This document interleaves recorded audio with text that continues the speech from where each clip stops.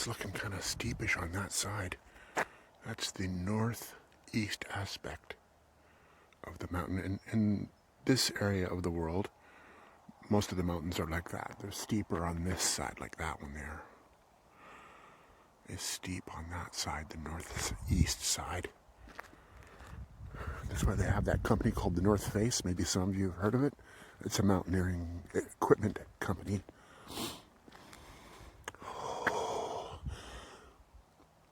The fresh air is just... I'm just out here in my... I got like a flannel shirt on. Under that is just a t-shirt. My blue t-shirt. And I got a couple layers on here too. These are my blue tartan. It's like a Dunlop tartan.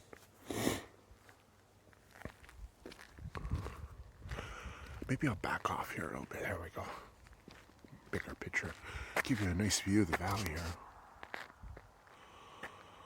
It's just a light wind, maybe 2 kilometers an hour. It's about +2 or something. It's supposed to get to +6 today and +9 tomorrow. Tomorrow will be the warmest day of the month because it'll cool off a little bit, but not much anymore. All the way into May or March, I checked the 14-day forecast. It's looking like winter's over. Now we're into some early spring weather now. It's not officially spring for 30 more days. Today's February 21st. So the sun is at -10 degrees south latitude now. It'll be crossing the equator in 30 days. So now it's the rate of change of a sinusoid is a sinusoid, and the way that is like derivatives. Like the derivative of sine is cosine, derivative of cosine is negative sine, derivative of negative sine is negative cosine, derivative of negative cosine is sine. So the fifth derivative is back to sine again. So what that means is like, the rate of change of the altitude of the sun is 0 on December 21st. And it's 0 on June 21st. But on the solstice, the equinox, the vernal equinox and the autumnal equinox, that's when the sun is moving at the maximum rate. So it's like... it's the weather, the altitude, the change in altitude is the fastest per day. So many degrees per day that the sun is gaining altitude in the sky is the fastest on March 21st and September 21st. Well, September 21st is dropping as fast as it can. So it's like,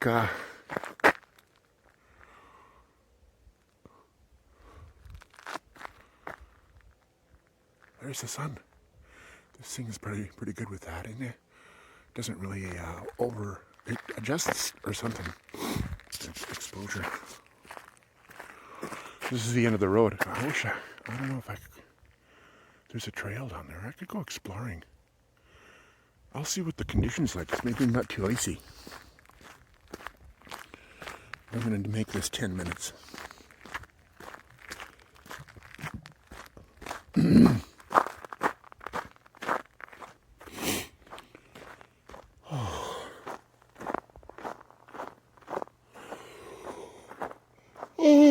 Oh, excuse me, I yawn.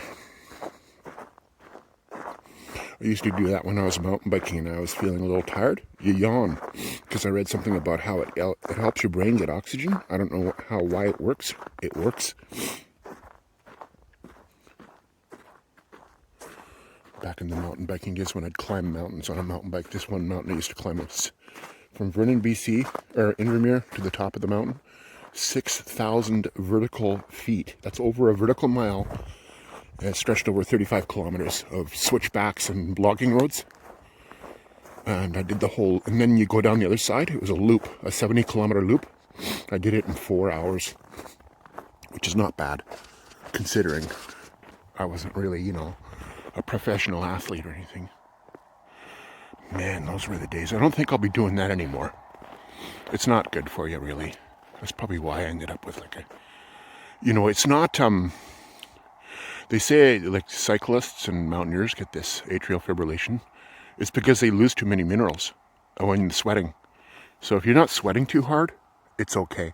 If you're sweating really hard, it's okay. I mean, it helps your body rid toxins, but you got to replace your magnesium especially. That one's hard to absorb, and it can take months of supplements and drinking coconut milk and stuff, and not drinking alcohol, because that your body voids the minerals when you drink too much. That's another reason why alcohol is an irritant to the heart. So, but if you just manage your minerals, you'll be fine. It's real easy when you know what you're doing. Most of the doctors don't get it yet. They're still trying to figure this stuff out. Some doctors are on it. If you talk to the right doctors, they know what they're doing. Like that Dr. Sten Ekberg, he's the best doctor in the world.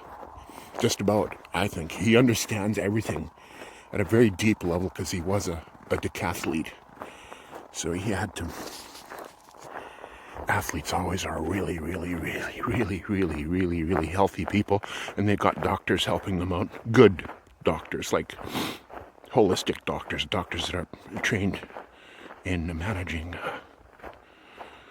athletes, and that's what they concentrate on, so that's what they know. They're specialists. Hey, this is pretty good. And, yeah, you get another 4 minutes or so. No, it's more like 3 minutes.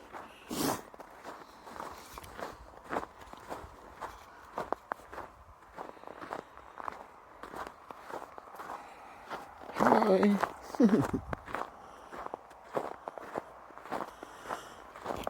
Yeah. I'm headed to the Columbia Ice Fields. Jasper. Jasper is got to be the most beautiful place on the earth, as far as I'm concerned. I know there's some great places in the Andes. The Alps are kind of, there's too much, not enough of the Alps. You know, it's like not a really big mountain range, and it's all cities and stuff. Hear those cars?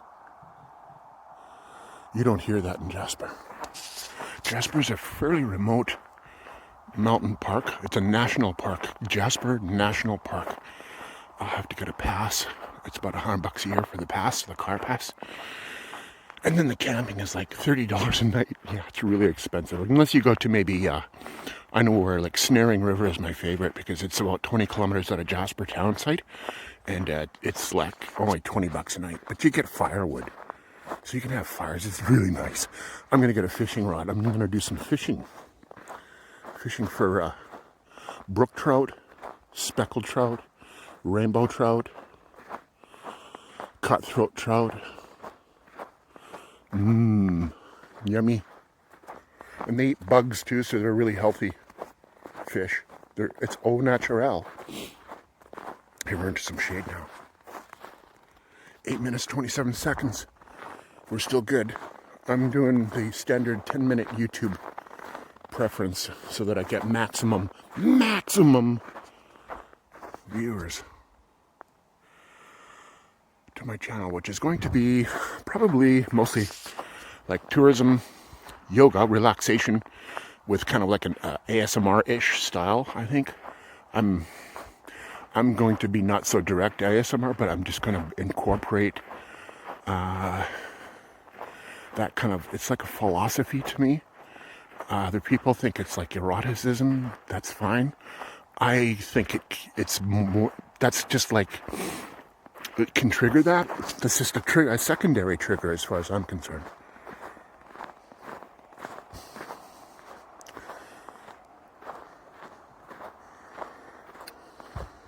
Then there's what I'd say calls ASMR fraud.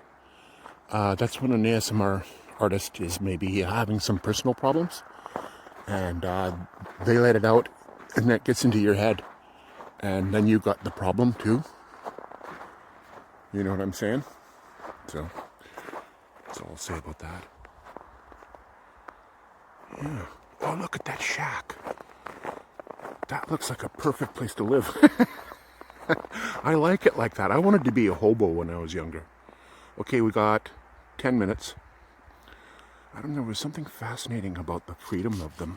That's why I dropped out of engineering, because my friends were all living in tents like hobos. I met this girl from Florida, Pam. I fell in love with her. She was just so beautiful. Yeah. Those were the good old days. Knifing hash in a tent. And doing psychedelic mushrooms.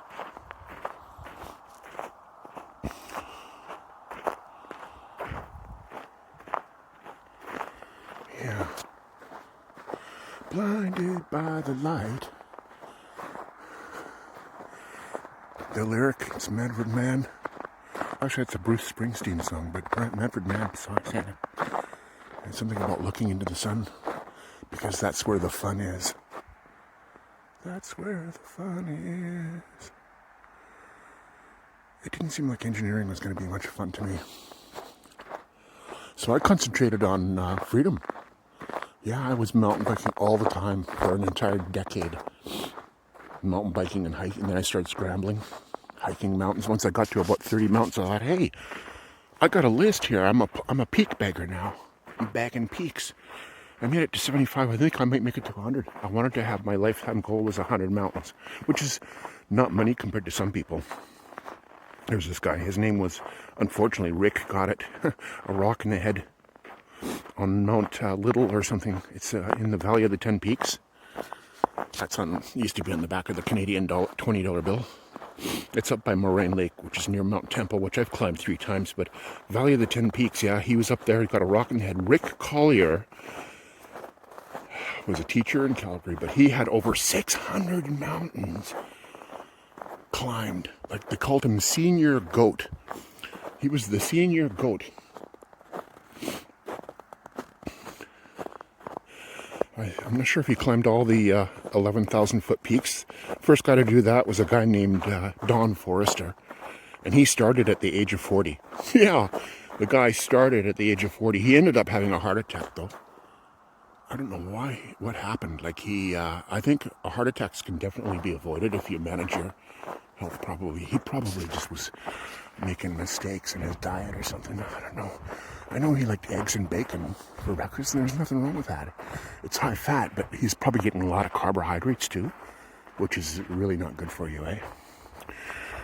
Because what it does is it, the plaque, arterial sclerosis, they call it, or plaque calcification of the arteries from not enough greens, K2, vitamin K2. Will take that calcium out of your veins and it'll put it into your bones. So you got to get this stuff called natto. It's a fermented Chinese or Japanese beans, and it's got like 1,000 times.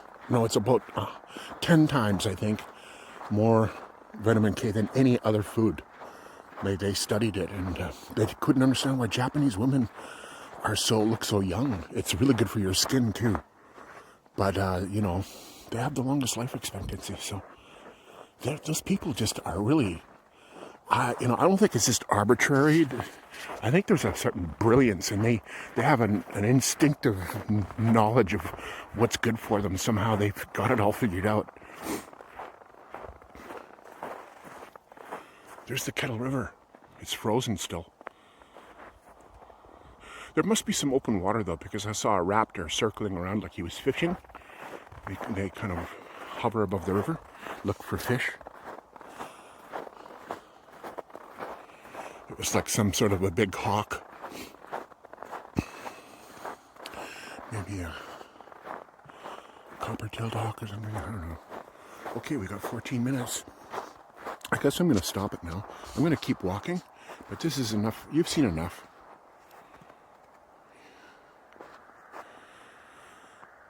I just wish there wasn't so much noise from the highway. Okay. Talk to you later, folks. Have a nice weekend. Or Sunday.